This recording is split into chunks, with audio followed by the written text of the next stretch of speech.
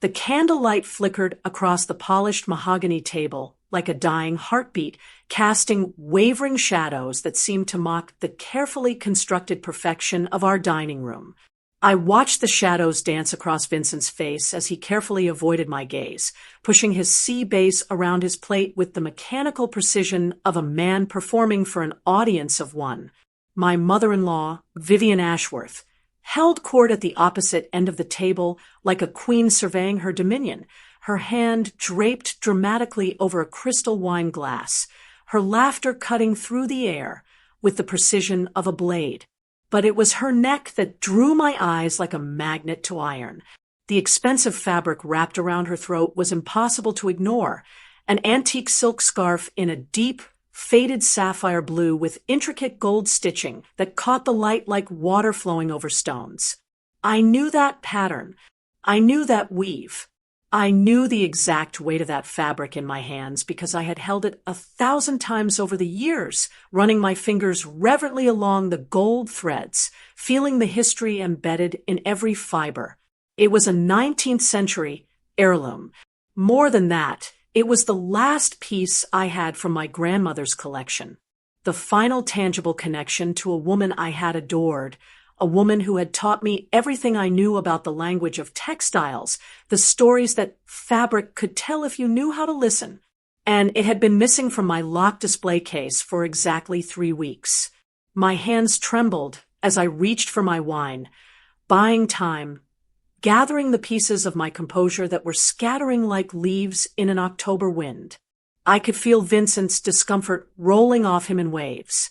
Vivian, however, seemed to be thriving on it, running her hand over the scarf with the casual possessiveness of someone who collected beautiful things the way other people collected art, not for love, but for the status they conveyed. "Vivian," I said, my voice emerging unnaturally steady, as though it belonged to someone else entirely. "That scarf is absolutely stunning. Where did you find it?" She turned to me with a smile that didn't quite reach her eyes, the smile of someone looking at something beneath her consideration. "Oh, this." She waved her hand dismissively, a gesture that somehow managed to be both graceful and cruel.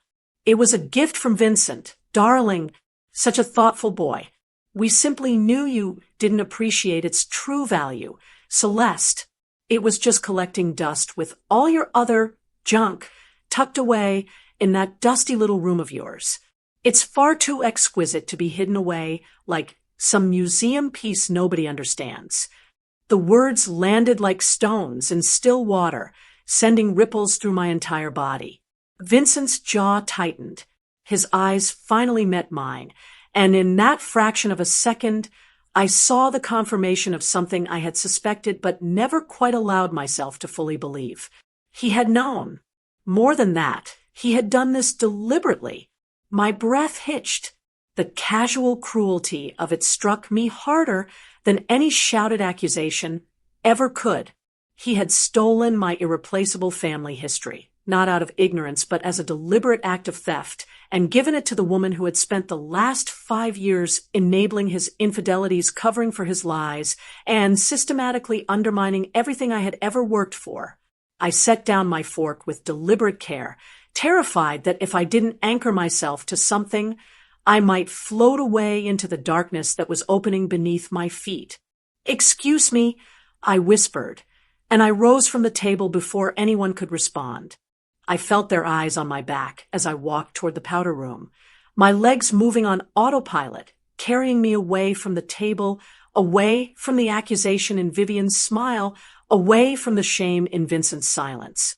The powder room was my sanctuary, the only space in this beautiful, suffocating house that was entirely my own. I locked the door and leaned against it, letting my breath come in short, controlled gasps. The rage was building inside me, but it wasn't the hot, explosive anger that destroys things in its path. This was something colder, more dangerous, a rage that was crystallizing into something sharp enough to cut glass.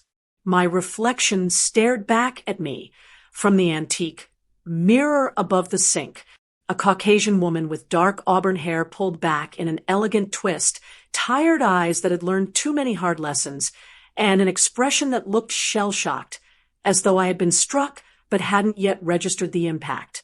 I was 34 years old, and I barely recognized myself. I had spent the last 7 years of my life being the perfect wife. I had set aside my career, my genuine passion for antique textile restoration, the work that made my heart sing and my hands move with purpose to support a man whose business was failing quietly, methodically, like a ship taking on water one drop at a time. The Ashworth Group, Vincent's real estate venture, had never been profitable. Everyone knew it, everyone except, apparently, the banks that kept funding him. I was the financial brain behind that empire. I was the one who had restructured deals in the middle of the night, who had called in favors from contacts across the city, who had essentially rebuilt his business from the ground up using my connections, my knowledge, my sacrifice. Vincent was the face, the charming front man who could sell ice to Eskimos and make them thank him for it. And Vivian was the social dictator, the one who ensured that Vincent's business failures never became public embarrassments, who invited the right people to the right parties, who maintained the carefully constructed illusion that the Ashworth family was thriving. But it was all a lie, and I had become a shadow in my own life, hollowing myself out to maintain the fiction. They had told me my art was too dusty, my talents too quaint, my dreams too impractical. For 7 years, I had listened to Vivian sniff dismissively at the textile restoration work I had done before marriage, as though it were the hobby of a bored housewife rather than the skilled profession of someone who had trained with master restorers in Florence and Paris. I had watched Vincent's eyes glaze over when I tried to explain the intricate symbolism in a 17th century tapestry.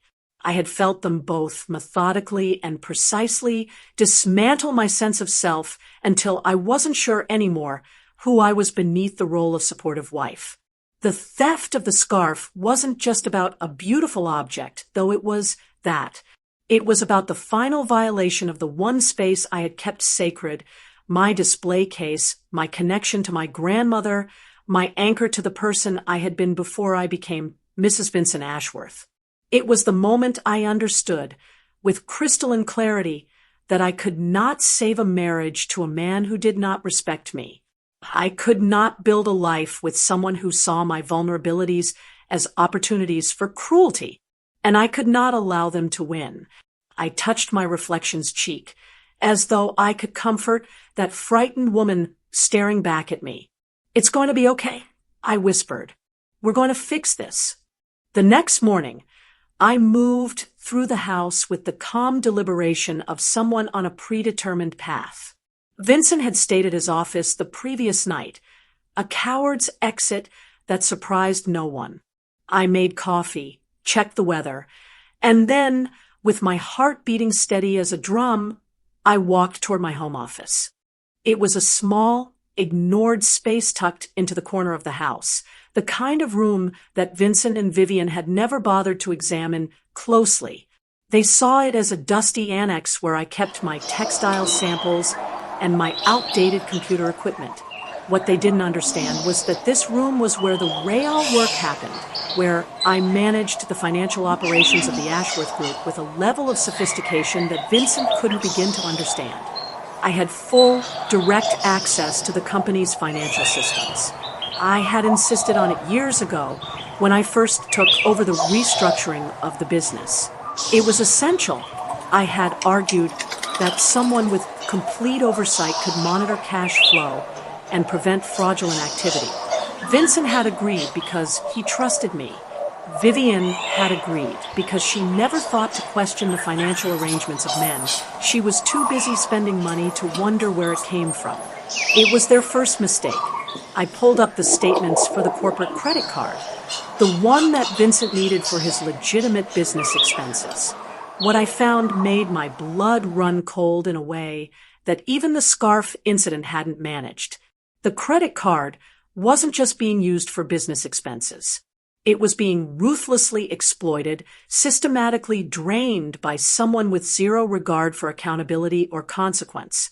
The statements showed hundreds of thousands of dollars, money that should have been flowing toward mortgage payments, employee salaries, and business development, being funneled toward luxury purchases with the precision of an autopsy, high-end staging for a property, designer clothes, jewelry, restaurant reservations at establishments where the cheapest bottle of wine cost more than my first car, and then the deposits, massive recurring deposits that bore the name of the Hawthorne residence.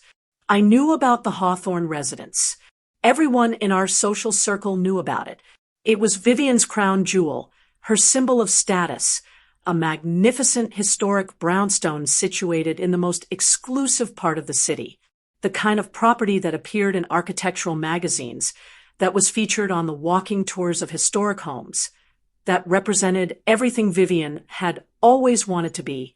She had inherited it from her mother 3 years ago and had been lovingly restoring it ever since, or so she claimed. What the statements showed me was something far more sinister. Vivian wasn't restoring the Hawthorne residence. She was preparing it for sale. The high-end staging, the expensive restoration work, the designer consultants, they weren't about preservation. They were about presentation, about making the property gleam in a way that would attract a buyer with substantial capital. And she was planning to pocket the money. The logic of it unfolded before me like a dark flower blooming. Vivian was selling her inherited property to secure a massive cash payout, money that she intended to use to fund Vincent's disastrous investments, and more troublingly, to pay off his mistress. Because there was a mistress. Of course there was. There had always been a mistress, a series of them, each one more expensive than the last. Her name was Sierra, and she worked as a consultant for a luxury brand, a job that seemed to involve an awful lot of dinners at restaurants where Vincent's credit card was swiped with abandon. All of it was being funded by Vivian's sale of the Hawthorne residence. All of it was being routed through the Ashworth Group's credit line, creating a carefully obscured paper trail that would have been impossible to trace if you weren't looking for it. But I was looking. I spent the next 4 hours documenting everything. I photographed statements, traced transactions, mapped the flow of money with the precision of someone following a trail of breadcrumbs through a dark forest. By the time I finished, I had built an irrefutable case of financial fraud and mismanagement that would have made any forensic accountant weep. And then I sat back in my chair and asked myself the most important question: what am I going to do with this information? I called Dr. Elms on a Thursday morning, asking to meet him at a coffee shop near the university where he had taught art history for 43 years before his retirement. He was in his 70s now, with silver hair and kind eyes that had always seen me, really seen me, in a way that Vincent and Vivian never had. We met at a small cafe tucked away on a side street, the kind of place where nobody important ever went. I ordered tea. He ordered black coffee, no sugar. "Celeste," he said, settling into the chair across from me. "You look like someone carrying the weight of the world. What's happened?" I spent 20 minutes explaining the situation to him. Not all of it, but enough. I told him about the scarf. I told him about the theft. I told him about the discovery of the Hawthorne residence's imminent sale, and asked him for a favor so sensitive that I wasn't entirely sure he would agree. "I need access," I said quietly. "Complete, secure access to the city's historical archives. Specifically, I'm looking for 18th century property deeds and any documentation related to textiles from the Hawthorne family lineage. Can you do that for me?" He didn't ask questions. He simply nodded, a slow, understanding nod that suggested he had been waiting for this moment for a very long time. "Celeste," he said, reaching across the table to touch my hand briefly, "I have always known that you would find your way back to your true passion. Some people are architects of buildings. Some people are architects of solutions. You have always been the latter. Yes, I can get you that access. When do you need it?" "Immediately," I said. "Then it's done," he replied. The city's historical archives were housed in a building that looked like it had been constructed sometime in the 19th century, and then slowly absorbed into the modern world, growing and adapting like a living organism. Dr. Elms brought me to the rare documents section on a Friday afternoon, and the archivist, a woman named Margaret with bifocals and an encyclopedic knowledge of local history, greeted us with barely concealed curiosity. "Dr. Elms," she said warmly, "I haven't seen you in far too long." "Who's this?" "Margaret, this is Celeste. She's conducting research into historical textile documentation and property deeds related to the Hawthorne family lineage. She has my full recommendation, and complete discretion is essential." Margaret nodded once, understanding completely. In the world of serious historical research, that was all that needed to be said. I spent the next 2 weeks in the archives, surrounded by the brittle pages of history, learning to read the handwriting of dead lawyers and the legal frameworks of centuries past. I pored over digitized documents, zooming in on signatures and seals, following the paper trail of property ownership across generations. The Hawthorne family had been significant in this city for a very long time, and the archives reflected that significance. And then I found it.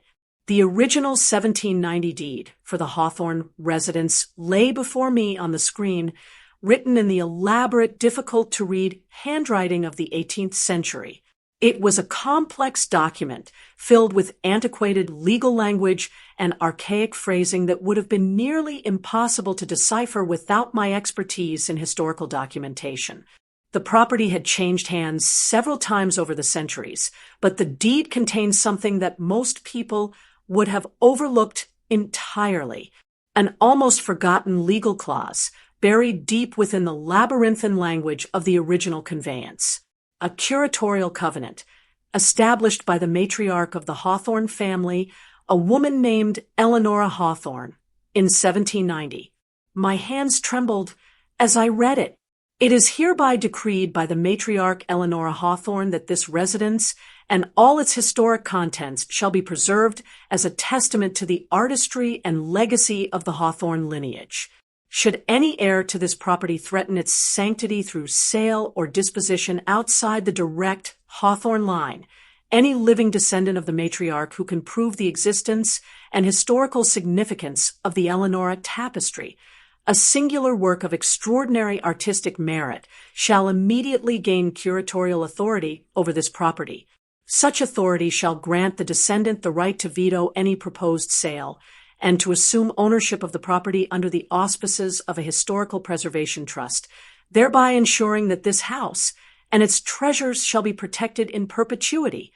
I read it 3 times, making sure I understood every word, every implication, every loophole. The Eleanora tapestry was mentioned only in whispered family legends, stories that Vivian had dismissed as fairy tales that my dusty academic friends enjoyed discussing over wine. A mythical artifact, supposedly lost to history, a beautiful legend that had been relegated to the status of folklore.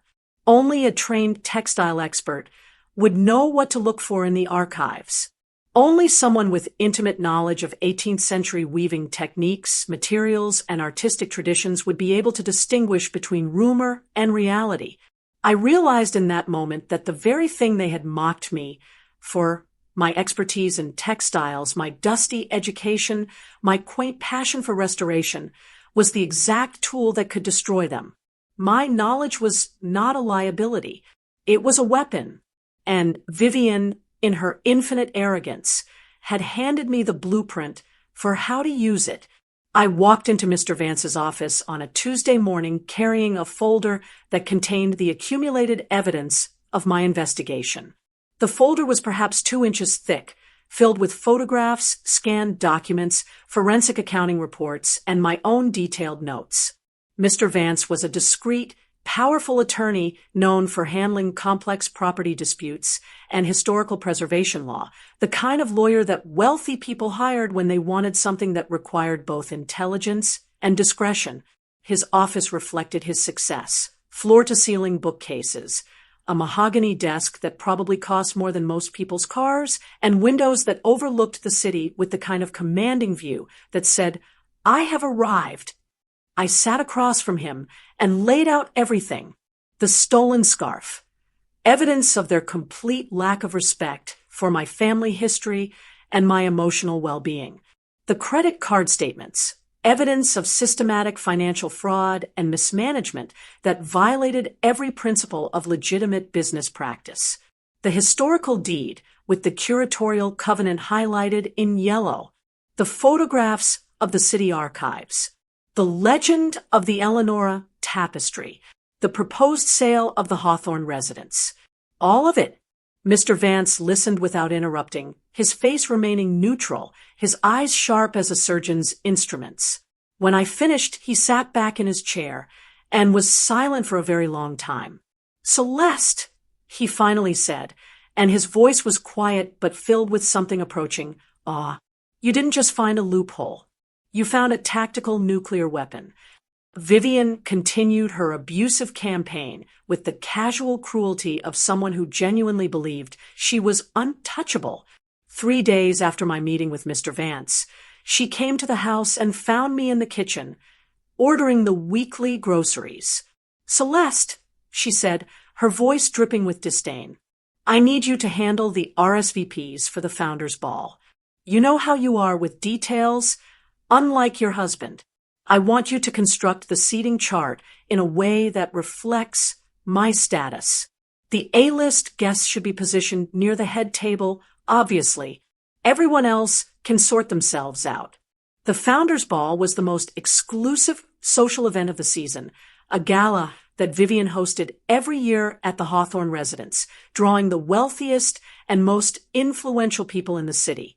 It was her crowning achievement, her annual validation that she belonged to the highest echelons of society. This year's ball was scheduled for exactly 3 weeks away. As she handed me her tablet, filled with the guest list and logistical details, I made a split-second decision. My fingers moved with practiced ease across the device, installing a small, untraceable audit program that would log every credit card swipe she made, noting the time, location, and merchant information. It took 43 seconds. She never noticed. "Of course, Vivian," I said, my voice perfectly pleasant. "I'll make sure everything is perfect."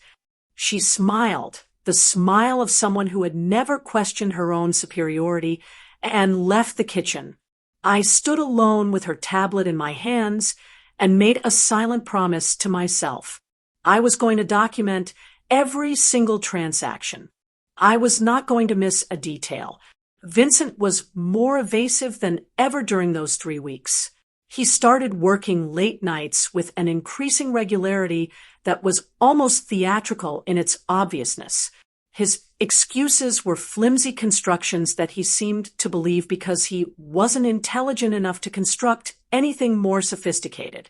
"Huge deal closing, honey, needs my attention," he would say, loosening his tie and looking at me with eyes that couldn't quite meet mine.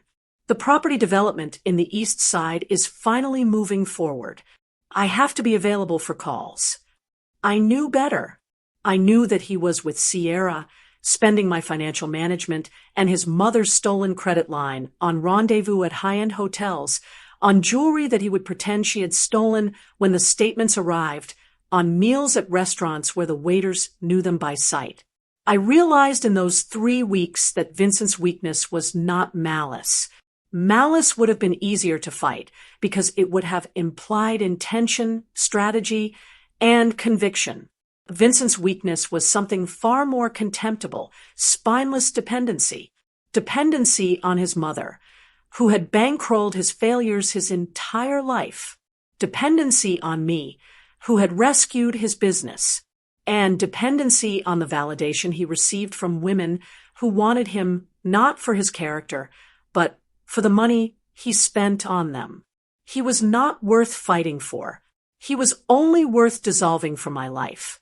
I arranged a completely secret meeting with Dr. Kenna an expert in 18th century French textiles whose reputation in academic circles was beyond reproach.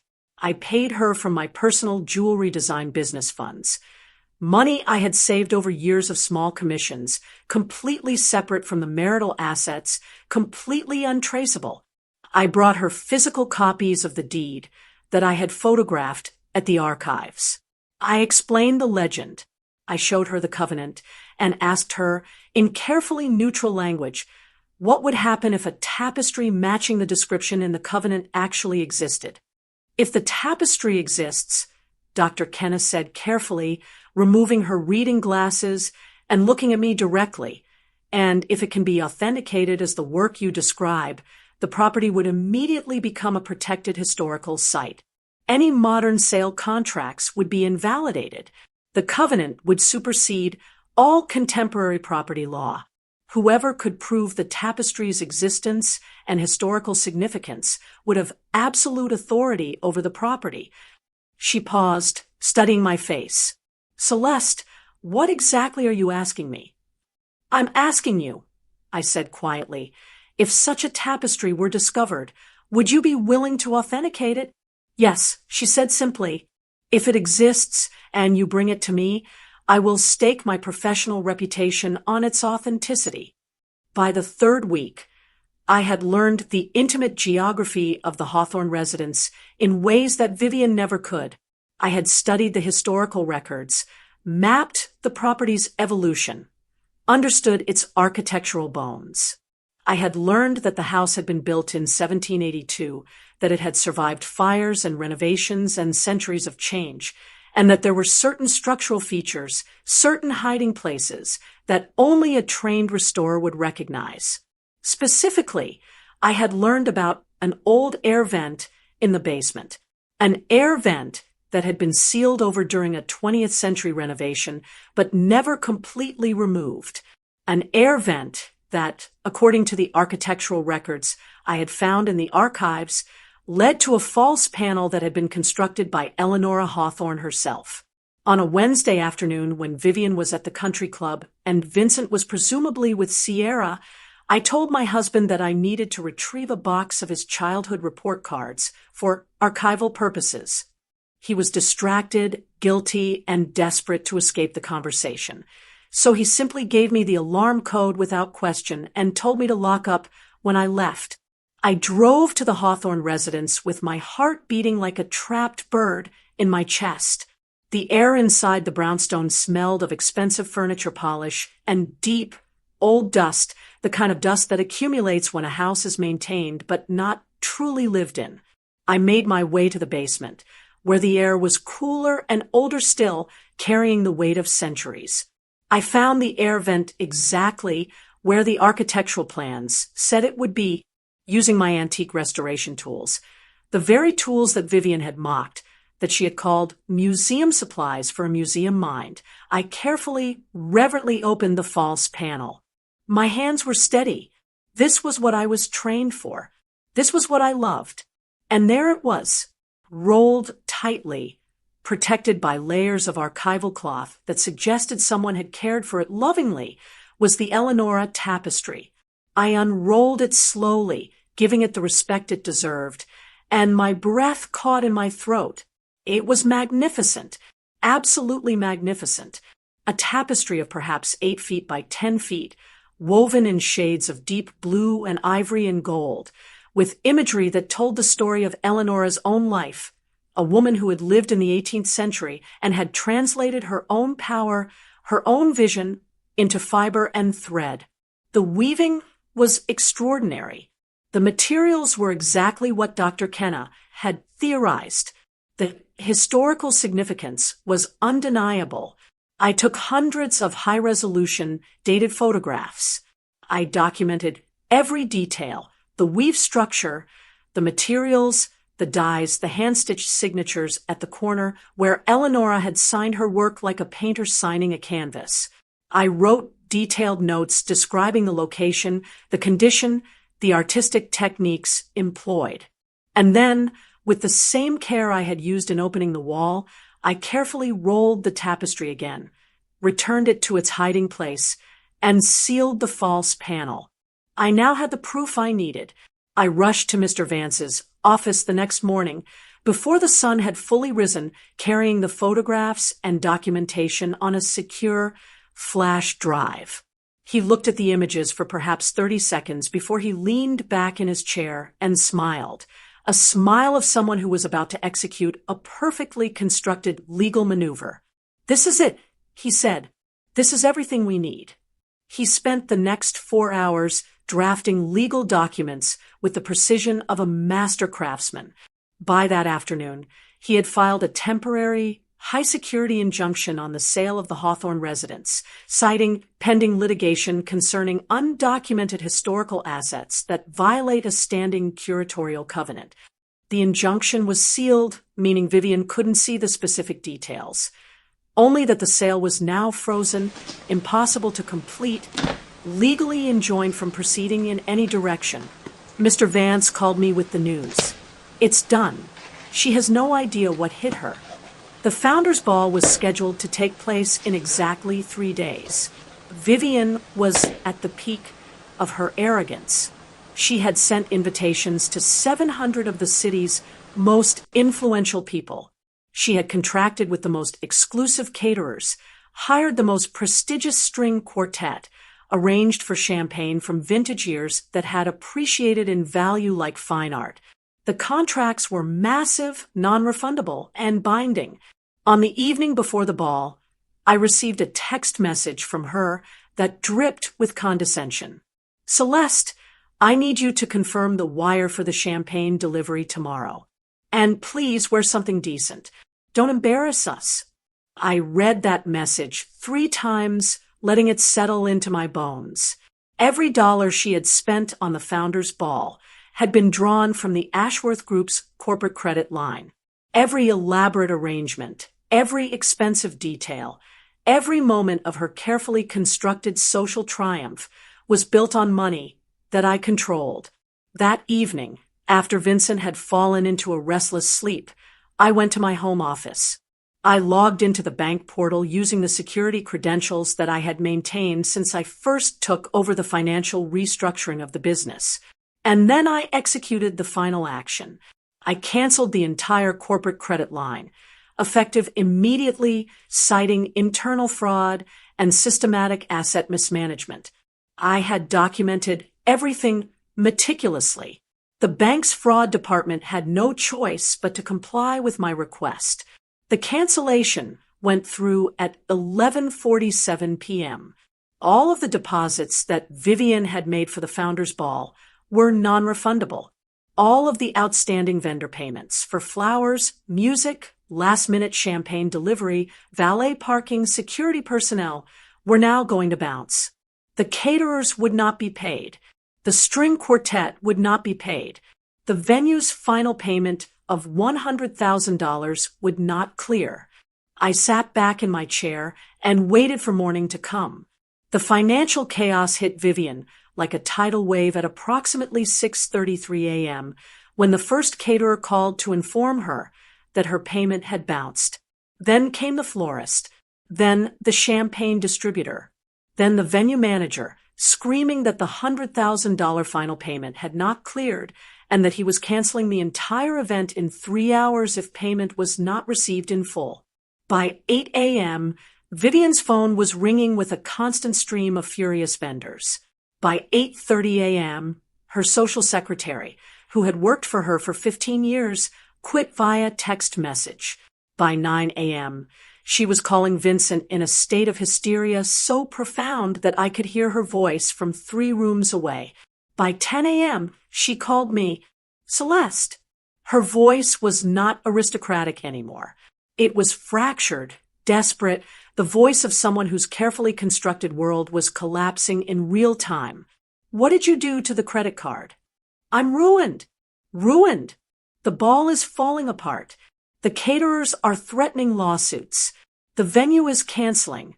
What the hell did you do?" I picked up the phone and waited a moment before I answered. I wanted her to hear the calm in my voice. I wanted her to understand that this was not a mistake not a technical glitch, not something that could be fixed by her usual methods of manipulation and bullying. I fixed the fraud, Vivian. I said quietly, "You're welcome." There was a silence on the line. Then, "You stupid woman. Do you have any idea what you've done? Do you understand the consequences?" "Yes," I said. "I understand them perfectly." I hung up. Vincent finally came to me at around 2 p.m., his face ashen, his hands shaking. He looked like a man who had finally understood the true scale of the disaster he had created. "Celeste, please. I didn't know. I didn't know the card was everything. Please, I can fix this. Just call the bank. Tell them it was a mistake." I looked at his weak, pleading face, a face that I had once loved, that I had believed would grow stronger, wiser, more substantial as we built our life together. Instead, it had only become more hollow, more dependent, more desperate. "You didn't know?" I asked quietly. "Vincent, you stole my grandmother's scarf and gave it to your mistress. You let your mother use our business, which I rebuilt from the ground up to fund your double life. You signed documents that you didn't understand. You made promises you had no intention of keeping. Your ignorance isn't an excuse. It's not a defense. It's the greatest fraud of all." I pulled out the original deed with the curatorial covenant highlighted in brilliant yellow. I set it on the table between us. His jaw dropped. His eyes scanned the document without fully comprehending what he was reading, but he understood enough. He understood that something catastrophic had been set in motion, and that it was far beyond his ability to stop or control it. "What is this?" he whispered. "Your mother's future," I said. "Or rather, the end of it." The Founders' Ball was scheduled to begin at 7 p.m. By 6 p.m., the entire event had been publicly canceled, a humiliating defeat that was already spreading across social media like wildfire. Photographs of the abandoned venue, the uncovered tables, the unhired musicians were circulating through the city's elite social circles with the speed of gossip traveling through a powder keg. Vivian, still clinging to some desperate hope of salvaging her reputation, dressed in her most elegant gown, a floor-length creation in emerald silk that probably cost more than most people's annual salary, and drove to the venue anyway. Perhaps she thought she could negotiate. Perhaps she thought her social status, her lineage, her carefully cultivated relationships would somehow reverse the tide. She was met at the doors by security personnel who had been instructed to prevent her entry. The venue had canceled. The event was off. There was nothing left for her but the crowd of onlookers and the whispered, pointed stares of people who had come to witness her humiliation. Her downfall was complete, public, and irrevocable. I filed for divorce the very next morning. The filing included a comprehensive forensic audit prepared by the Ashworth Group's independent accountant. It detailed the credit card fraud, the systematic theft of company assets, and the deliberate misappropriation of funds. It included photographs of the stolen scarf and evidence that I had filed a police report requesting its seizure from Sierra's apartment, along with documentation of the other stolen antiques that had mysteriously migrated from my home to hers. It included evidence of Vincent's infidelities, documented through cell phone records, and credit card statements that placed him at specific locations at specific times, paying for hotel rooms and intimate dinners. And it included the deed, with the curatorial covenant highlighted, along with my documentation of the Eleonora tapestry. 2 days after I filed for divorce, a special court hearing was called regarding the status of the Hawthorne residence and the injunction that was holding up its sale. The courtroom was exactly what I had expected: wood paneling, high ceilings, the kind of space designed to make ordinary people feel small and out of their depth. But I was not an ordinary person, and I was not out of my depth. I wore a sharp, dark suit that I had purchased specifically for this moment, not because I was trying to impress anyone, but because it felt like armor. It felt like the external manifestation of the woman I had become, someone capable, intelligent, and absolutely certain of the righteousness of her position. Vivian and Vincent sat on the opposite side of the courtroom, still laboring under the delusion that this was all a misunderstanding, a clerical error, something that could be negotiated away through the application of charm or social status. The judge entered, and everyone rose. The proceeding began with Mr. Vance presenting the original 1790 deed, with the curatorial covenant clearly visible in its ancient, elegant handwriting.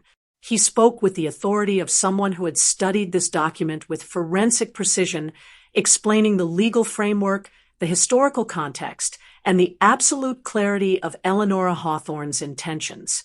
Then he presented my evidence. The photographs of the tapestry, the detailed documentation of its location, its condition, its artistic techniques. The authentication letter from Dr. Kenna, one of the leading experts in 18th century textiles in the world, confirming without any doubt that the Eleanora tapestry was genuine, was exactly what the covenant described and possessed incalculable historical and artistic significance.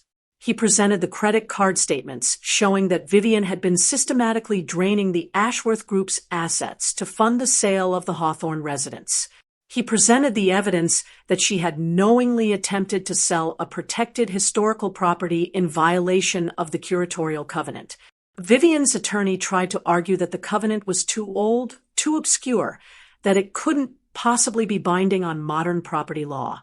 The judge looked at him with barely concealed contempt. "Counselor," the judge said, "the covenant is explicit, unambiguous, and perfectly legal. It is not my role to question the intentions of a property owner from 230 years ago. It is my role to uphold the law as it was written. And the law, in this case, is crystal clear." The judge turned to me directly.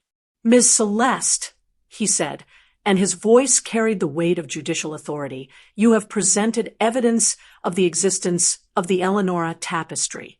You have provided authentication from an expert of unquestionable credential. You have documented its location and historical significance. You have also presented evidence that you are a direct descendant of Eleanora Hawthorne. Is that correct?" "Yes, Your Honor," I said, "through my mother's lineage. I have the genealogical documentation." The judge nodded. "Then the covenant is satisfied. The curatorial authority, including full ownership of the Hawthorne residence, is hereby transferred to you under the auspices of a historical preservation trust. The sale is permanently enjoined. The property is now under your protection." He turned to Vivian, and his expression hardened. "As for you, Mrs. Ashworth, you have attempted to violate a legal covenant established 230 years ago. You have systematically misappropriated corporate assets. The state's attorney's office will be reviewing the evidence for potential criminal charges related to fraud and embezzlement." Vivian made a sound, a small, broken sound that was somewhere between a gasp and a whimper. Vincent simply stared forward, his face blank, his mind unable to process what was happening. I stood up. My legs were steady. My heart was beating at a normal pace, and I walked out of the courtroom without looking back at them. 3 months later, I stood in the entrance hall of the Hawthorne residence on a bright April morning, the kind of morning that feels like a beginning rather than a continuation. The house was mine now, not as a burden, not as a symbol of status or social position, but as a living, breathing testament to the beauty of the past and the possibility of the future. I had spent those 3 months planning, dreaming, imagining what this space could become. The first floor of the Hawthorne residence was being transformed into a textile restoration studio, not a small, hidden corner, but a magnificent, light-filled space with enormous windows overlooking the historic gardens. I had moved my equipment from the little room in the house I had shared with Vincent. I had already begun receiving commissions from museums and collectors from around the world. The second floor would be my private residence, carefully curated, minimalist, filled with only the things that brought me genuine joy.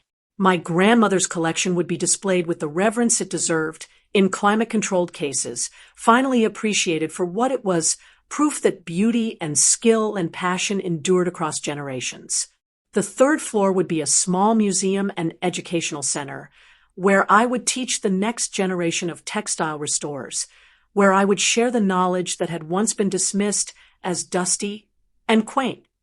And the Eleonora tapestry would hang in the center of it all, in a place of honor, a reminder that women's work, women's artistry, women's voices mattered, even when they were written in fiber and thread, even when they had been buried in walls for 200 years, waiting for someone to finally see their value. The divorce had finalized 2 weeks ago. The settlement was modest. I had taken far less than I was entitled to, simply because I wanted nothing more to do with the Ashworth Group, with Vincent, with any of the entanglements of that life. I had my skills. I had my reputation. I had my passion. That was more than enough. Vivian was facing 3 separate fraud charges. Her social circle had evaporated almost overnight. There is nothing quite as swift as the abandonment of the wealthy when they perceive weakness. The Hawthorne residence sale had been permanently canceled, and the property was now being protected as a historical landmark. Vincent had moved to the West Coast. I heard, through the grapevine, that he had attempted to rebuild his business with Sierra's financial backing. From what I could gather, that arrangement was already falling apart. But I didn't think about Vincent much anymore. He was a footnote in the story of my own resurrection. On that April morning, I stood in the entrance hall of the Hawthorne residence, surrounded by possibility, and I thought about the woman I had been 7 years ago, the woman who had set aside her own dreams to support someone else's ambitions, who had accepted the systematic dismantling of her sense of self, who had believed that love meant silence. That woman was gone.